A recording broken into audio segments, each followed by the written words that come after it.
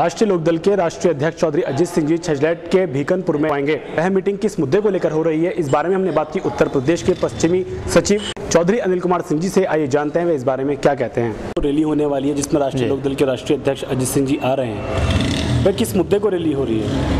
ये किसानों के और खेतीहर ये मजदूर और जो भी ग्रामीणों के अंदर ग्रामीण क्षेत्रों में लोग रहते हैं, उनकी फसलों को वाजिब मूल्य मिले, उनका रहन सहन सही हो, और जो हमारे जो राजनीतिक परिदृश्य बन रहा है वो ईमानदारी, जैसे अन्ना जी ने ये उठाया है सवाल, उसके अंदर एक हमारा ये जो ये दल है ये सटीक बैठता है। उसमें आपको ध्यान होगा एक प्रदेश के अंदर वो इनके अध्यक्ष थे पीसीएस के बाबा हरदेव सिंह, वो बहुत ईमानदार थे। ईमानदार उनकी छवि थी, सारे लोग उन्हें जानते हैं। उन्होंने भी वो त्यागपत्र देने के बाद चौधरी अजीत सिंह के दल में शामिल हुए और चौधरी अजीत सिंह ने उन्हें प्रदेश अध्यक्ष के नाते यूपी के प्रदेश अध्यक्ष से नवाजा है। ईमानदार आदमी ईमानदार के पास जा रहा है और उन्होंने अन्ना को भी समर्थन दिया है अजीत सिंह जी ने।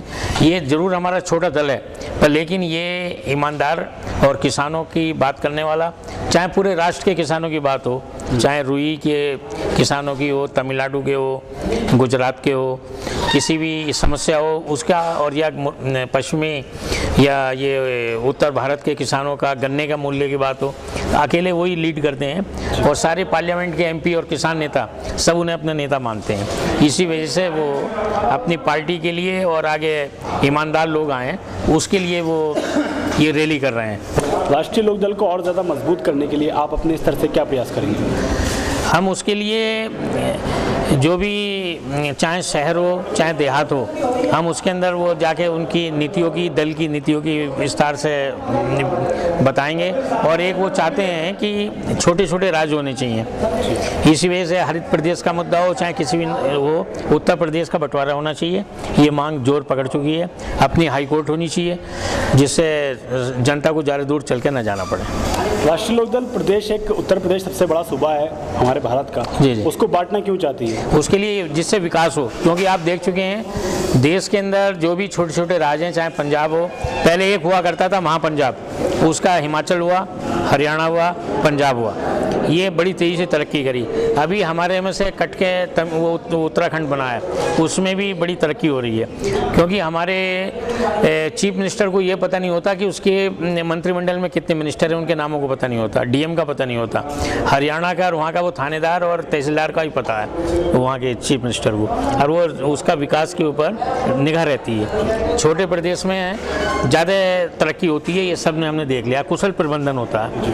हाँ, सबसे बड़ी एक समस्या है, हमारे वकील पश्चिमी उत्तर प्रदेश के शनिवार को हड़ताल करते हैं इस डिमांड के लिए कि हमारी हाई कोर्ट होनी चाहिए अलग, क्योंकि इतनी दूर कहाँ यहाँ का आदमी चल के वहाँ जाएगा इलाहाबाद, उसमें अपव्यय होता है, धन का अपव्यय होता है, न्याय नहीं मिल पाता।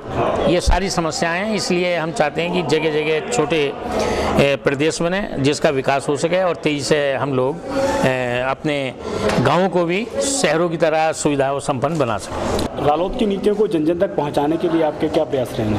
हमारे प्रयास ये हैं कि गांव-गांव के अंदर हमने स्वराज यात्रा निकाली हुई है। हम लोग गांव के अंदर उसकी नीतियों को बना रहे हैं, वहाँ की समस्याओं को सुन रहे हैं और गांव-गांव में ये प्रचार कर रहे हैं। स्वराज यात्रा, पद यात्रा स्टार्ट कर दी गई है पूरे प्रदेश में। स्वराज यात्रा निकालने का क्या मकसद है रालोद का? रालोद का स्वराज यात्रा निकालने का मकसद ये है कि जिससे कि जो उनकी मूलभूत समस्याएँ किसानों की, वहाँ के ग्रामीणों की, सड़कों की, उसकी उनकी पहचान करें और वहाँ पे अपनी कमेटी गठित करें और युवाओं को बताया जा सके कि वहाँ पे आप किस तरीके से देश का विकास कर सकते हैं, ईमानदारी से हम काम कर सकते हैं, वहाँ के अधिकारियों से जो भ्रष्ट अधिकारी हैं उनसे हम किस तरीके से मुकाबला कर सकते हैं, उनकी किस तरीके से हम ऊपर शिकायत कर सकते हैं, और जो हमारे कानून है उसके अंदर रहते हुए जो सूचना अधिकार है उससे हम मांग करके अपनी बात को सबके सामने ला सकते हैं। राष्ट्रीय लोकदल एक ऐसी पार्टी, भारी संख्या में किसान जुड़े हुए हैं जी, उन किसानों की समस्याओं के निस्तारण के लिए राष्ट्रीय लोकदल क्या कार्य कर रही है? राष्ट्रीय लोकदल, ये आप देखते होंगे हमेशा कोई भी मुद्दा जब भी किसानों का कोई उठता है, चाहे वो देश की पार्लियामेंट ही उसके ऊपर फैसला करती है। एक नया कानून बना दिया गया था, किसानों से ज़बरदस्ती गन्ना लिया जा सकता है, वो रेट उसका जो है सरकारें तय करेंगी या मिल मालिक मिलकर तय करेंगे, लेकिन वो एक ऐसा कानून उन्होंने नहीं बनने दिया। उन्होंने सारे एमपीओ को लामबंद करा, वहाँ आवाज़ उठाई जिसमें वो कानून नहीं बन सका, और ऐसा कानून बन रहा है कि जिससे किसान अपना गन्ना कहीं भी बेच सकते हैं, अपनी फसल देश के किसी भी भाग में बेच सकते हैं। उस पर पारदर्शी होना चाहिए और पूरे देश में एक रेट होना चाहिए, जहाँ भी चाहे किसान स्वतंत्र है, वो बंधक नहीं बनेगा। उसकी सारी बातों के लिए ये आवाज़ उठाते हैं। लोकदल के जो संस्थापक थे चौधरी चरण सिंह, उन्हें किसानों का मसीहा कहा जाता था। उन्होंने ही किसानों को, यहाँ जमींदारों का राज था, किसानों की भूमि नहीं थी, उन्होंने एक ऐसा कानून बनाया कि जिससे जमींदारी एवोल्यूशन कर दिया और सारा किसान भूमिदर हो गया, नहीं तो इन पर मालिकाना हक नहीं था। तो ये सब किसानों की उसके फ़ायदे के लिए उन्होंने ये काम करा। एक बार उन्होंने सारे पटवारी, पूरा काडर उन्होंने ख़त्म कर दिया था, लेखपाल भर्ती कर रहे थे क्योंकि पटवारी ज़्यादा शोषण करते थे, तो उन्होंने उनका नाम ही बदल दिया था इस व्यवस्था के तहत। किसानों के लिए हमेशा वो ये काम करते रहे। मंडी समितियों का उन्होंने निर्माण करा जिससे कि उन्हें उचित मूल्य मिल सके। हर शहर में बड़ी बड़ी मंडियाँ उन्होंने बनवा दी हैं और उसका टैक्स एक होता है मंडी टैक्स, और उससे जो है गाँव में सड़कें बनती हैं, गाँव में देहात में विकास होता है।